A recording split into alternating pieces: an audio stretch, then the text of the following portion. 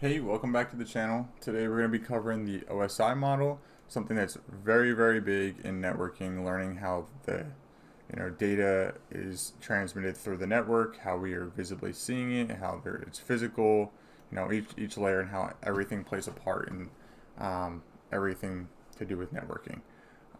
So basically, what is the OSI model? It is the Open Systems Interconnection Model, and it's an essential model used in networking. The critical model provides a framework dictating how all network devices will send, receive, and interpret data. So obviously we're going to see each stage and how it breaks down, which I think we're just going to get into each individual one, so I don't want to spend too much time on this.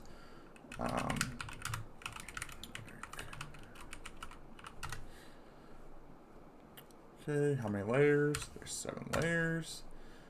And what is the key term for when pieces of information get added into data? I believe this is encapsulation. Yes, right here. Okay, so moving on to layer 1, we have physical.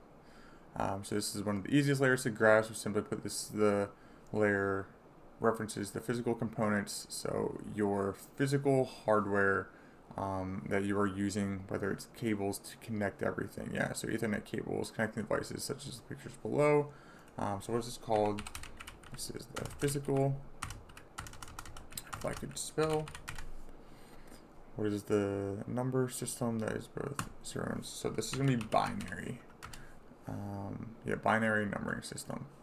A lot of things with computers are zeros and ones, so that is just binary. So what is the name of the cables that are used to connect devices? So these would be your Ethernet cables. Okay.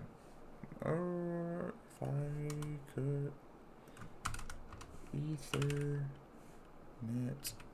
cables. Man, I really can't spell. Okay. Moving on to 2, we have data link. So this is going to deal with your MAC address. Once we get into 3 is when we're going to get to more IP address.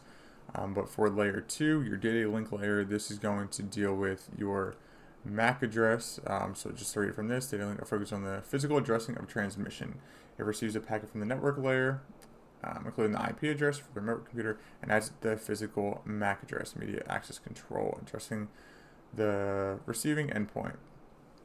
Okay, inside every network-enabled computer is a network interface card, a NIC, which comes with a unique MAC address to identify it. Right, so that's also very important. So I'm just gonna fill these in. What is the name of the piece of hardware that all network devices come with? This is going to be your, which we just talked about, your network interface card. Very important. So then moving along to here, what is the name of this layer? Just to kind of get these moving along. Okay. Third layer is your network layer. This is going to deal with your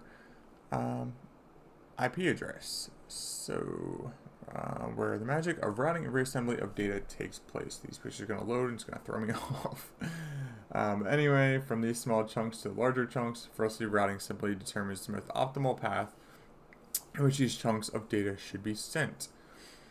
While some protocols at this layer determine exactly what is optimal path that data should take to reach a device, we should only know about their existence at this stage of the networking module. Briefly, these protocols include OSPF, the Open Shortest Path First, and RIP, Routing Information Protocol. The factors that decide which route is taken is decided by the following: what path is the shortest, what path is the most reliable, and which path has the fastest physical connection.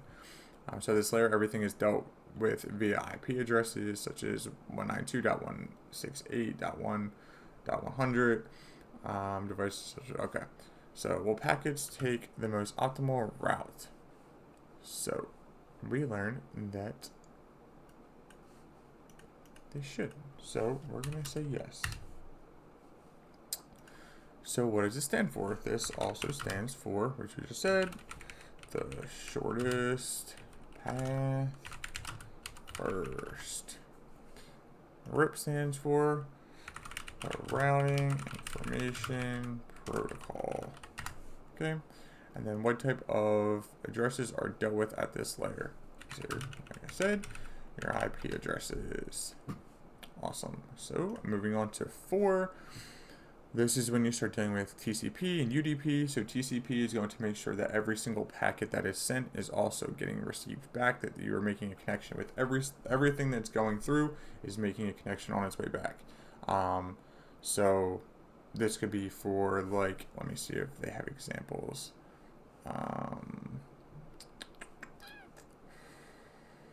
So it guarantees accuracy of data. So I believe this is going to be stuff like a web page and stuff like that. But then if you're going to like a UDP, this might be like a voice over IP. So if you're on a phone call, you know, it's not gonna, if you're on the phone with someone and they break up, they're not gonna like go back to what they were saying. It's just gonna maybe cut out for a second and then keep going. So it would just be an example of that. So once we get into layer 4, this is your transport layer. This is going to deal with TCP, which is your transmission control protocol, and UDP, which is your user datagram protocol. So this is your transport layer, transmission control protocol. This is your data or user datagram protocol. A protocol guarantees accuracy of data. TCP, which doesn't care. UDP, a protocol with an application such as an email client use. So this is going to use TCP because it's going to make sure every single thing that's getting sent is getting received. A protocol uses an application, download files. This is also going to be TCP because you want to make sure everything that you're downloading is also going to be there. What protocol with an application that streams videos? So this might be UDP because if it skips over, that's totally okay. It's just not going to go back. It's just going to keep going. Okay, what layer is this? Number 5, session. So this is going to do with how we'll begin to create and maintain the connection to other computer for which the data is destined. When a connection is established, a session is created. So session layer is also responsible for closing the connection if it hasn't been used in a while or if it is lost. Additionally, a session can contain checkpoints if its data is lost. So what is the technical term for when a connection is successfully established? This is going to be... Is this also a session? Yeah. I don't know why I was so confused by that. Presentation. So this is what I believe it's going to be what we see, how we similar which standardization takes place. Because software developers can develop any software from an email client differently. The data still needs to be handled in the same way, no matter how software. A translator for data and from to the application layer. The receiving computer will also understand data sent for when you send an email. The other user may have another email client to you, but contains the email will still need to display the same. Security features such as data encryption like HTTPS when visiting a secure site occur at this layer. So what is the main purpose of this layer? Acts as. And this is going to be your translator.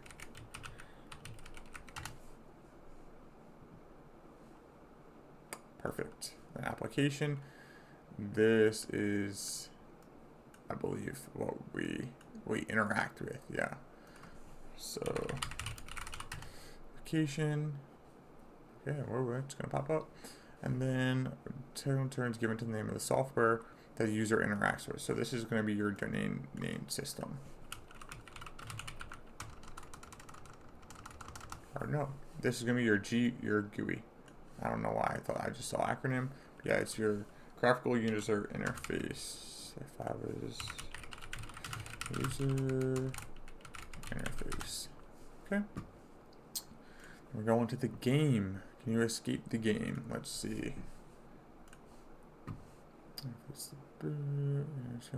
Climb levels in the correct order. Oh goodness.